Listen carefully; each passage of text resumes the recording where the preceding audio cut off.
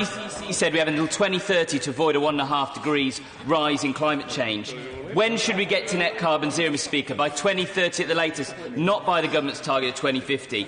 How do we get there? What must be done? First, we need to repurpose the Treasury and economic policy. In the short term, all government spending, all priorities, all programmes are success against our climate goals. The spending review, the next spending review must be a climate emergency spending review.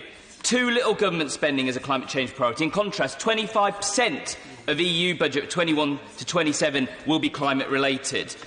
We must underpin an industrial retooling of our whole country and for a productive output for the 21st century. Many of my colleagues call that the Green New Deal, in reimagining FDR's Great Rebuilding America, but I call it a Marshall Plan for the environment, working alongside our European partners, building a new, clean, fossil-free Europe. The UK also needs to account for its exported carbon. The government claims to have the world's sharpest decline emissions, but what about the embedded emissions in all our products? The Sustainability Research Institute, the University of Leeds, developed a model to reallocate those emissions from industries to the final consumers of products. This model, developed by John Barrett and Anne Owen, is a world leader in terms of working out the UK's carbon footprint. Will the Minister meet with, the Secretary of State meet with them and adopt this model? Finally, we need a new climate economics. The Global Commission on the Economy and Climate concluded that choosing between tackling climate change and boosting economic growth is a false choice. Instead, it says economic growth and reducing emissions are mutually beneficial.